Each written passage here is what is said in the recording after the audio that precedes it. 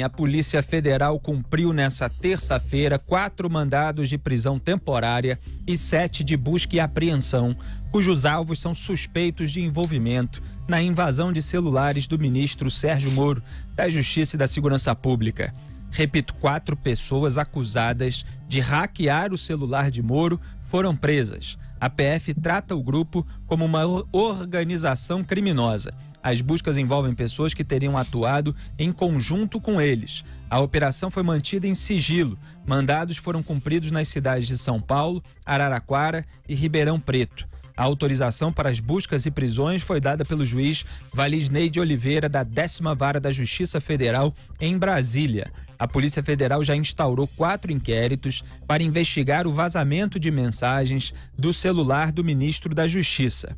Nessa segunda-feira, foi pedida à PF investigação da invasão do celular de outro ministro, Paulo Guedes, da Economia. No caso de Moro, os investigadores trabalham com a hipótese de uma ação orquestrada. Os investigadores estão colhendo indícios sobre a autoria, sobre quem teve acesso de forma ilegal a conversas privadas do ministro e sobre o método utilizado pelos hackers. Isso aconteceu há pouco tempo antes de começar aqui o programa Os Pingos nos Is. Então, estão surgindo informações a todo instante. A gente vai fazer o acompanhamento em tempo real de toda essa história. Agora, essa questão, Augusto, de ter a Polícia Federal tratar como organização criminosa se deve ao seguinte: a legislação penal define a chamada ORCRIM, organização criminosa, como, abro aspas, a associação de 4 ou mais pessoas estruturalmente ordenada e caracterizada pela divisão de tarefas, ainda que informalmente, com o objetivo de obter, direta ou indiretamente, vantagem de qualquer natureza, mediante a prática de infrações penais, cujas penas máximas sejam superiores a 4 anos ou que sejam de caráter transnacional. Fecho aspas. Então, repito, 4 pessoas e está aí na definição de organização criminosa a associação de 4 ou mais pessoas. E ainda há busca e apreensão. É fundamental que a Polícia Federal esclareça esse episódio e a gente sempre explica que houve vazamento de conversas entre o Sérgio Moro e o Deltan Dallagnol, conversas privadas, quer dizer, uma janela só deles. Nenhum dos dois tinha nenhum interesse de vazar essas conversas, porque quando é grupo, as pessoas ficam suspeitando,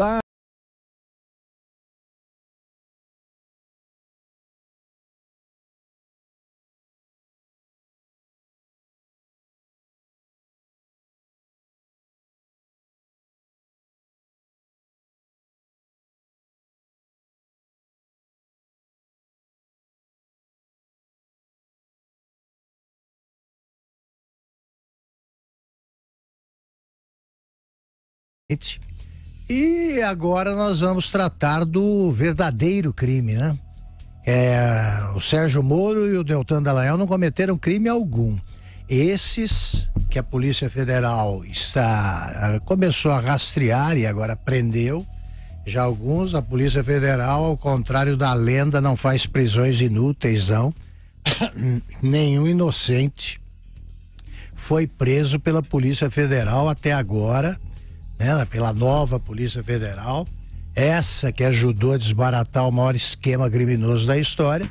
E vamos ver as explicações que eles têm a dar, vamos ver as ligações deles com o Greenwald, vamos ver quem mais apareceu nessa história, como é que foram obtidas essas provas. E o que torna tudo mais patético é que mobilizam 4 ou mais, né? Esses são os primeiros presos, hackers, para conseguir essa coisa miserável aí, né? Porque, pelo jeito, como dissemos ontem, o Sérgio Moro já apareceu o que tinha de aparecer nesses recados. Já está fora de cena, porque só estão agora divulgando recados trocados, se é que foram trocados, se é que não são falsos, saberemos já.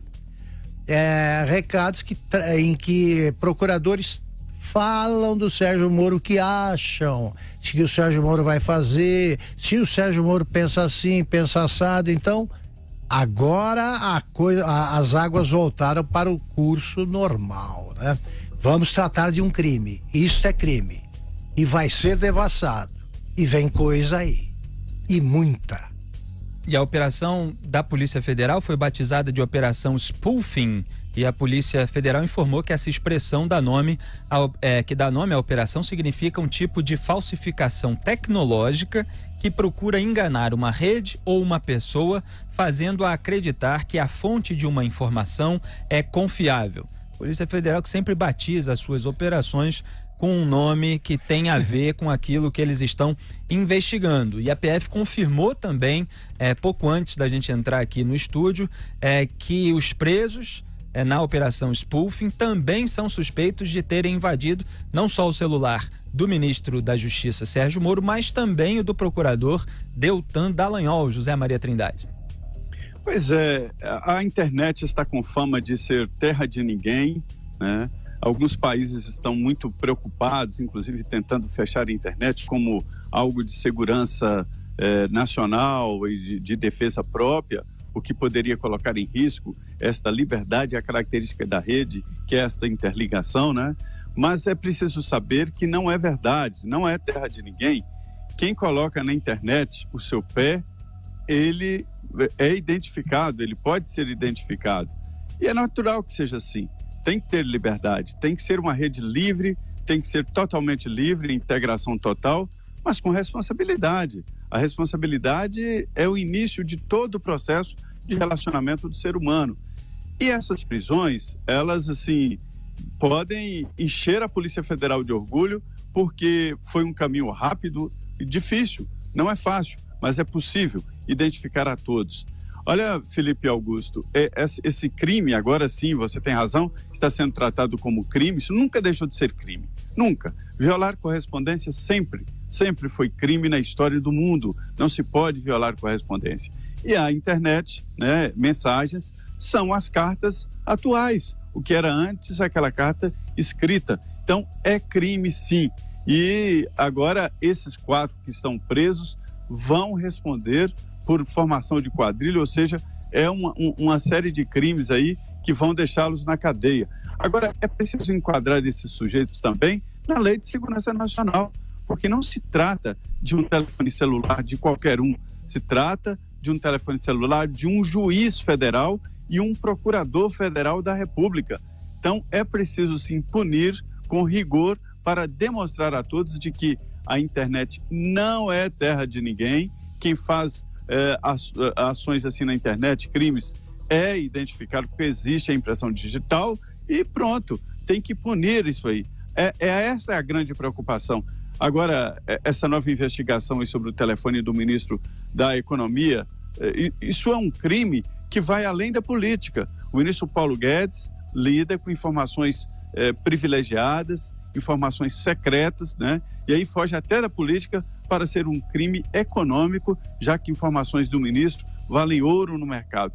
Veja a que ponto chegamos, né? E é preciso sim que a Polícia Federal se especialize cada vez mais para identificar rapidamente e punir esses bandidos novos, né? Eu costumo comparar ali, antigamente se assaltava a carruagem e o trem pagador, agora a novidade é isso, assaltar a comunicação atual, que é a rede, né?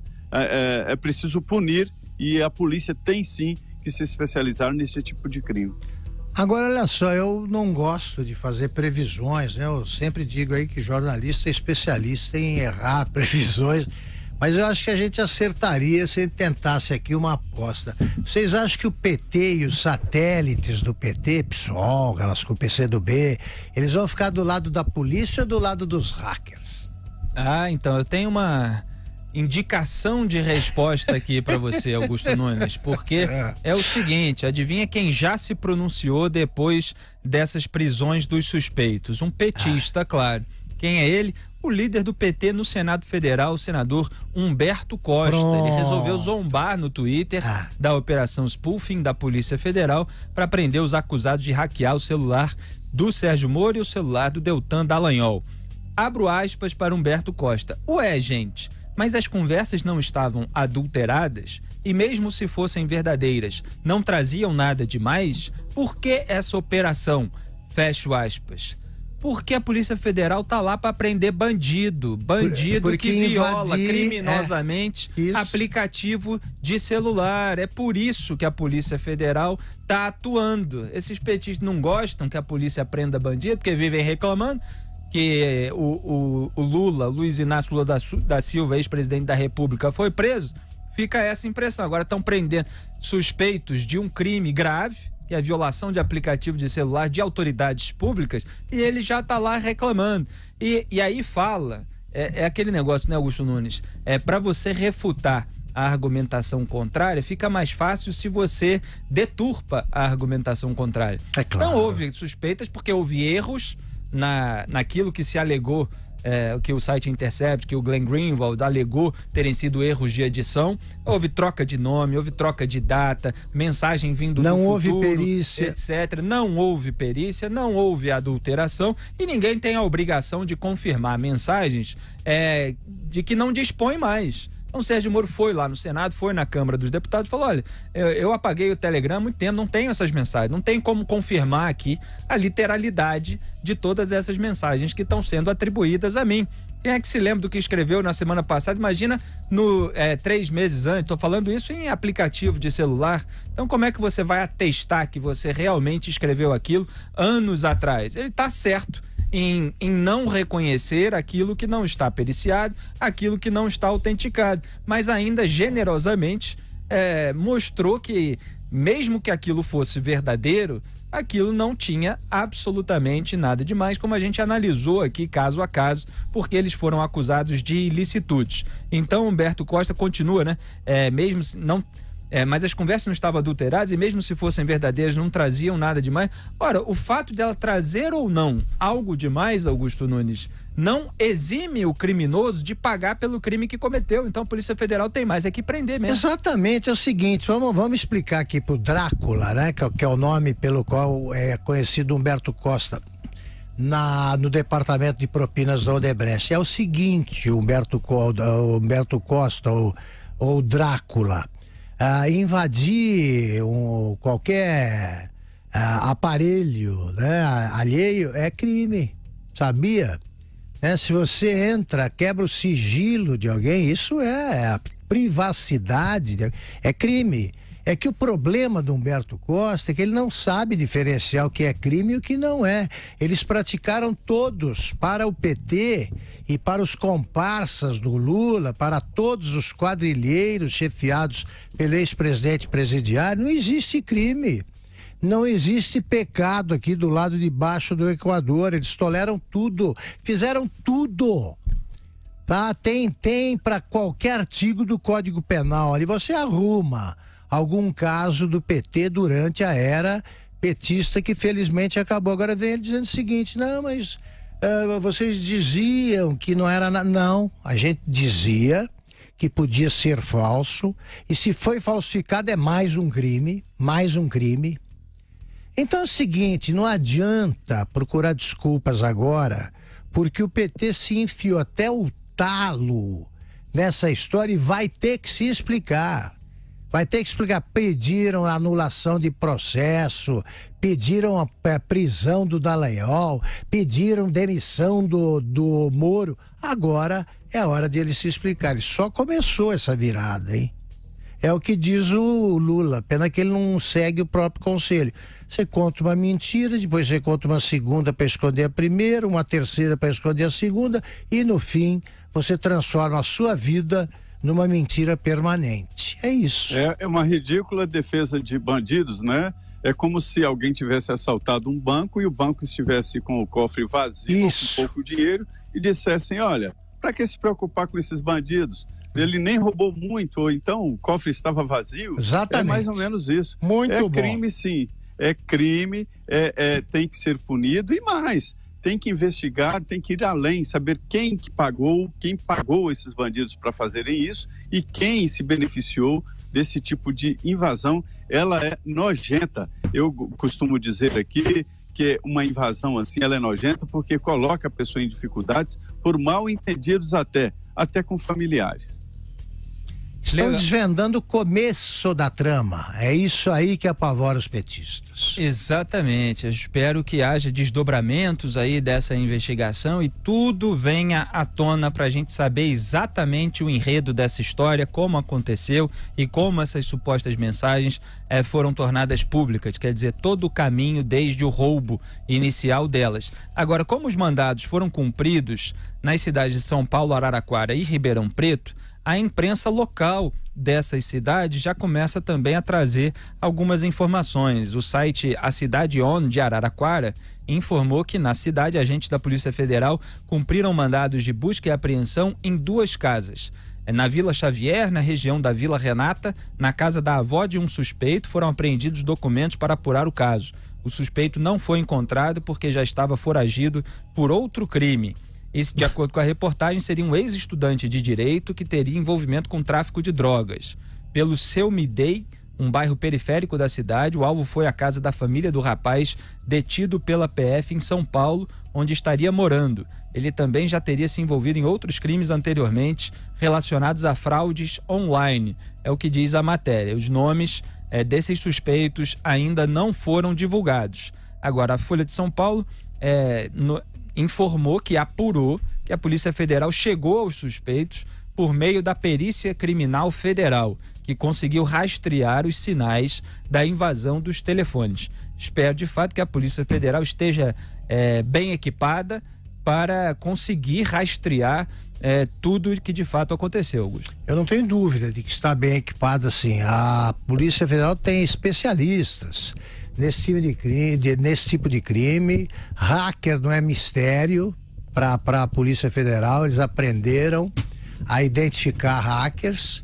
Eles estavam trabalhando com a habitual discrição e competência, repito, né? Tanto que agora, quando eles começam a agir, quando eles começam a cumprir mandado de busca e apreensão, aí é que a coisa começa a ser de fato desmontada, porque a Polícia Federal, ao contrário do que diz o PT, aliás, o PT e os satélites do PT, eles só defendem a polícia quando eles querem aumentar a participação deles na Previdência para prejudicar o governo.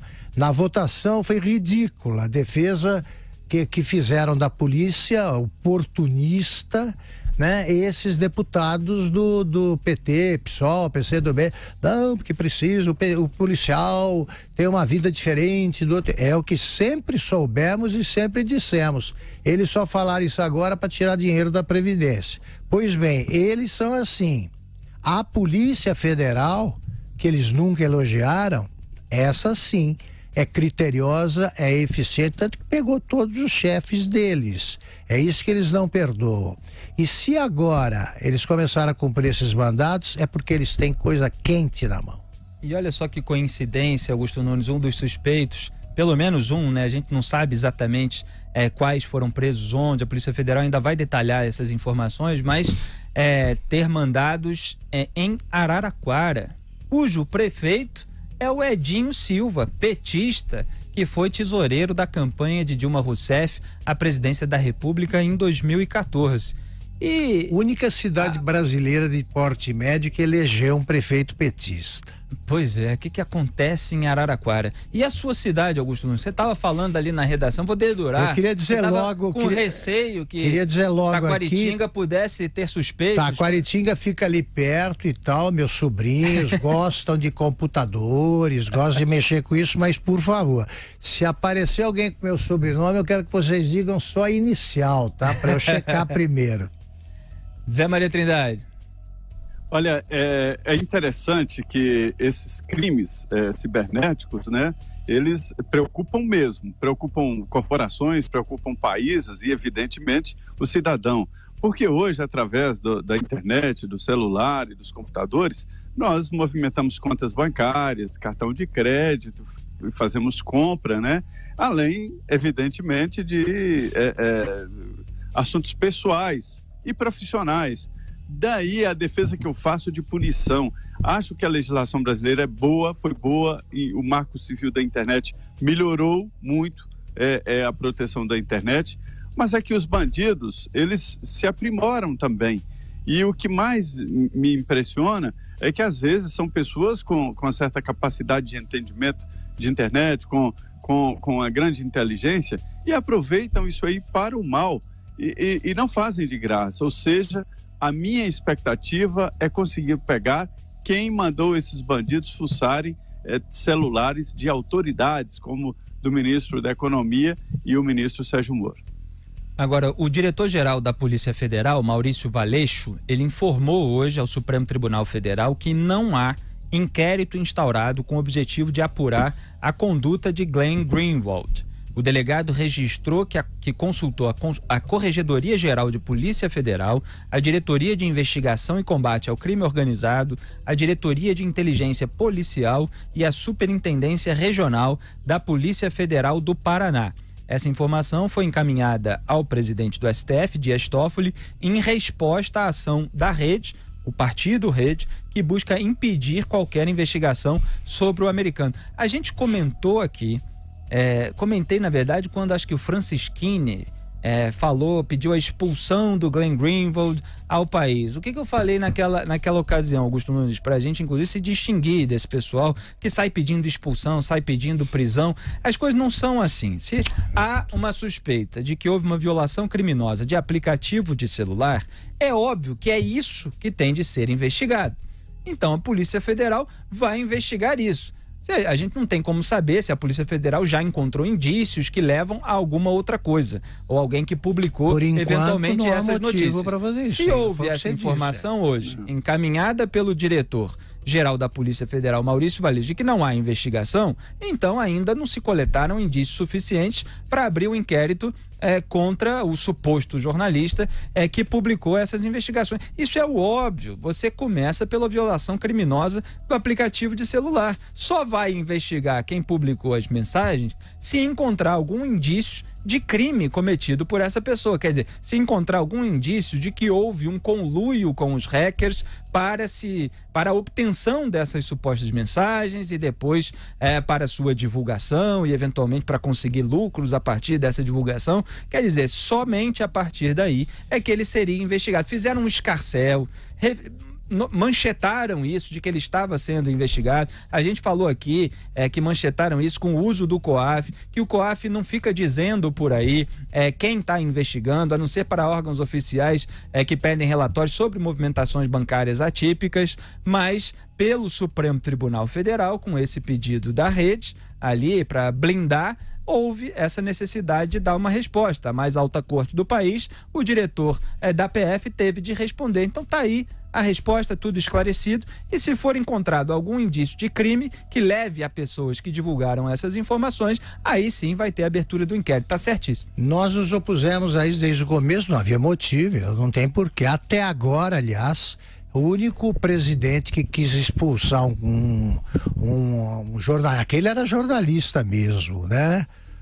O correspondente do New York Times era aquele que contou aquela barbaridade sobre o Lula, dizendo que o Lula bebia demais, né?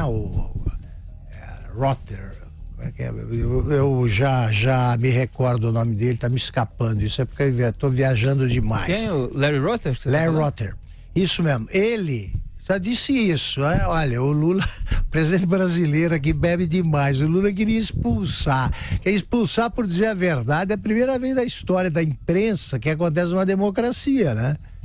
O que ele disse demais? Agora, quanto a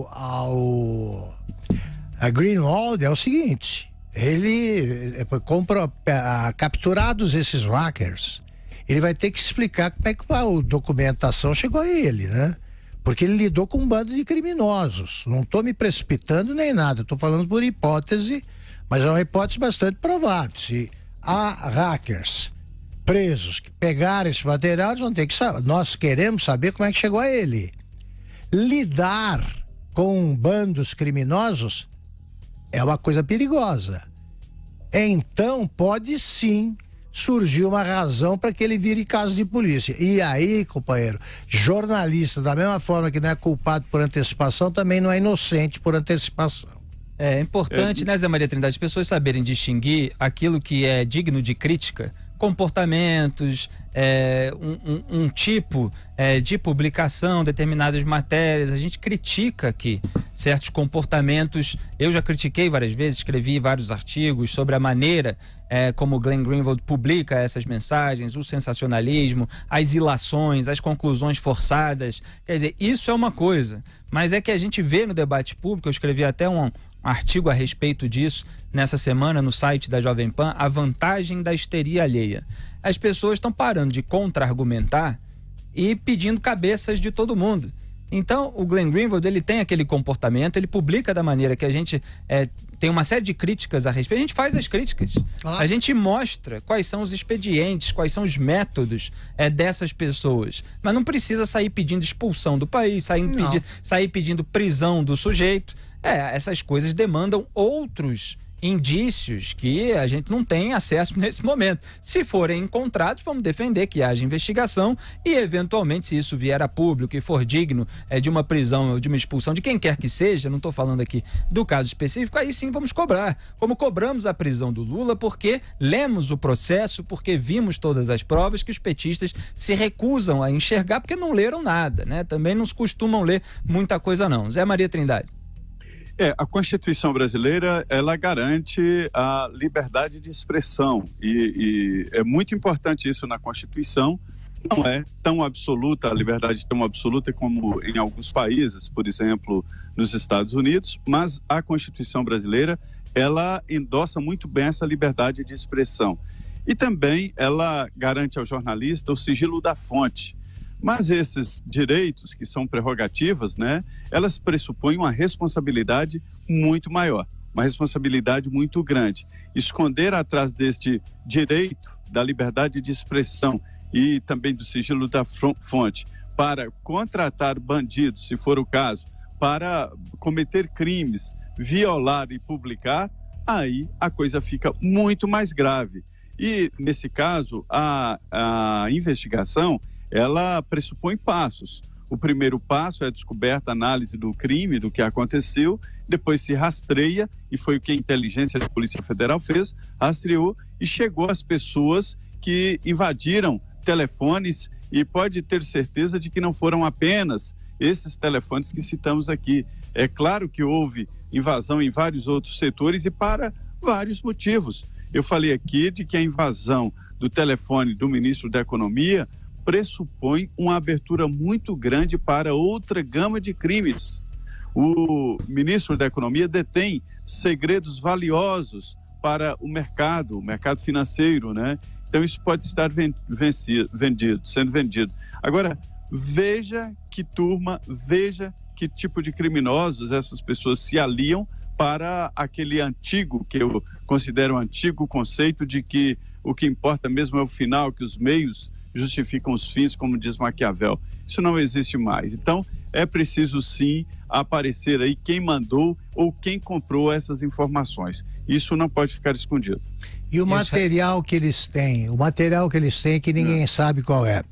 Só pra, isso pode ser revelado aí com a apreensão dos computadores. Um tempo quase estourado. A gente volta a esse assunto.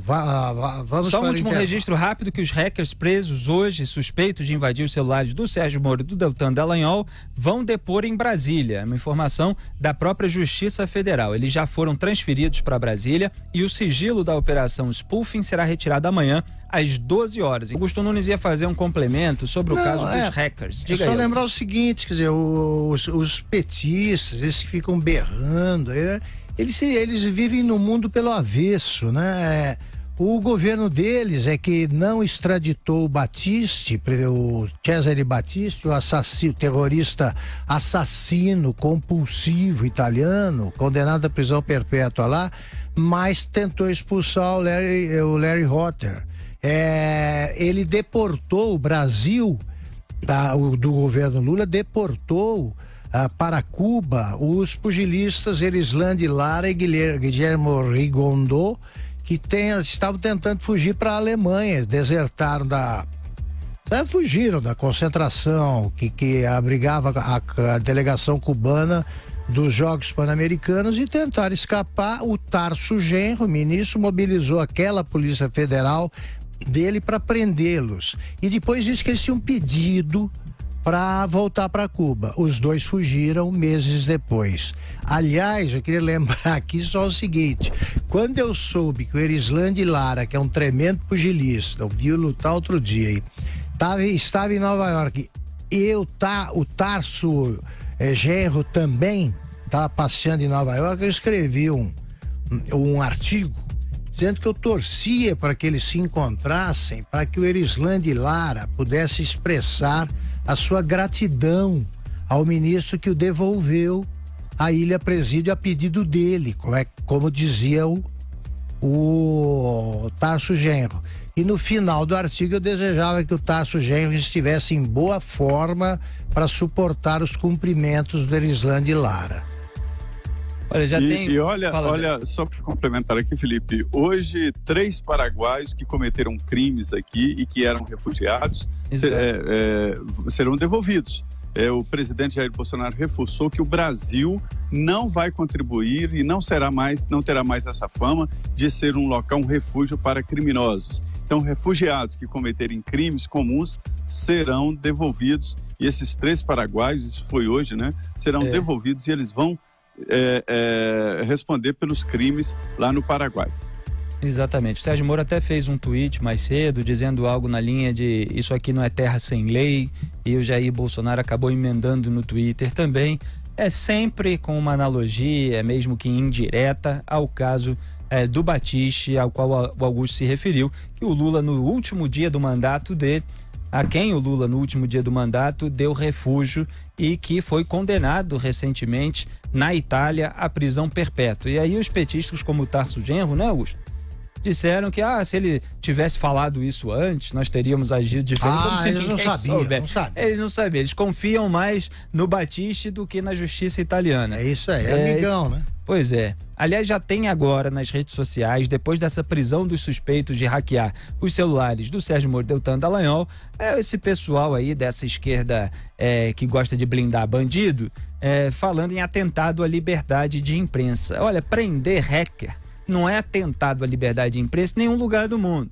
Atentado talvez fosse, né? Seria, de fato, você sair prendendo aqueles que divulgaram as mensagens, mesmo que elas tenham sido roubadas, sem saber qual foi o caminho percorrido por essas mensagens até chegar à mão daqueles que a divulgaram. Então, eles só serão investigados, repito, se houver algum indício de um conluio criminoso para a eventual publicação ou algo nesse sentido. Agora, a correspondência, ela é inviolável, Augusto Nunes. Não se pode quebrar o sigilo dos aplicativos de celular, e ainda é um caso ainda mais grave de repercussão nacional quando envolve autoridades públicas. Mas, evidentemente, é um caso gravíssimo com qualquer cidadão comum. Imagine, no tempo em que se escrevia a carta, né? Todo mundo escrevia a carta. Então, imagina você pegar uma correspondência de alguém e abrir. É exatamente a mesma coisa. Exatamente a mesma coisa. Uma vez, quando eu tava chefiando a redação da Zero Hora, em Porto Alegre, eu fiquei horrorizado ao descobrir o seguinte, quer dizer, um sujeito lá ainda violou entrou num terminal de computador e violou uma troca de mensagens ali entre jornalistas e tal. E aí eu achei que esse cara aí ia ser devidamente punido aí judicialmente. Então o advogado do jornal me explicou com a maior candura que não havia naquela época, nos anos 90 ali, nem lei para isso. E você não podia usar você não podia tratar como similar, né? Se você viola uma carta, você abre a correspondência pelo computador, é a mesma coisa.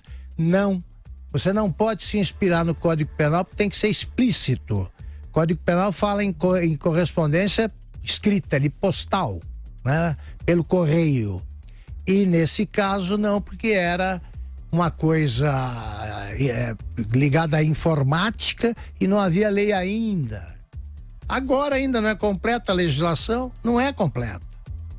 Agora, Augusto, nesses anos, Zé Maria Trindade, eu vi pipocarem advogados para as causas mais absurdas, né? A gente viu pipocar advogados para os black blocs, por exemplo, 2 dos quais mataram um cinegrafista. Isso aí. Depois vimos pipocar advogados para o Adélio Bispo de Oliveira, que esfaqueou o então líder das pesquisas na campanha presidencial de 2018 no Brasil. E agora, Zé Maria, eu fico com a pergunta: será que já estão em Brasília vários advogados prontos para defender os suspeitos de hackeamento dos celulares do Moro e do Deltan?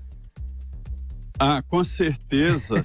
Eu conversei recentemente com um ex-deputado aqui, ele me dizendo, não é mais deputado, né, sobre isso, de que ele foi acusado aí naquela época do processo contra o ex-governador José Roberto Arruda. Ele disse que fez fila na porta, porque era um caso famoso, o governador foi pego com aquele maço de dinheiro e estava envolvido na investigação. E ele dizendo que foi uma fila na porta da casa dele, de advogados se oferecendo para defendê-lo.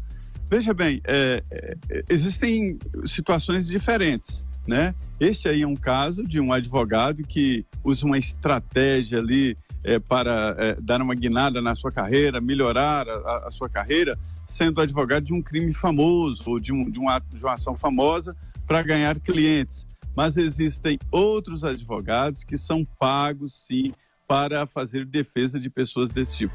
Mas, afinal, todo mundo tem que ter defesa, diz o Augusto. E a defesa não é nem dizer que não cometeu, mas apenas atenuar ou adequar o crime nas regras do Código Penal e da legislação. Agora, o repórter Renato Souza, do Correio Brasiliense, publicou o seguinte no Twitter. Augusto, olha só, nessa linha do que eu estava dizendo e eu nem tinha lido ainda. Conversei por telefone com o advogado Ariovaldo Moreira, que defende um dos presos. Já? Já. Ele diz que o cliente não atua na área de informática. Ele é um cidadão comum, disse, completando que a família pediu para que a identidade do suspeito não fosse revelada. Tá aí. Já tem advogado, então. Claro. O pessoal aí é rápido, Qualquer né? hora eles vão chegar antes ainda da prisão, né? Porque eles estão se especializando, eles já começam a estudar o caso antes.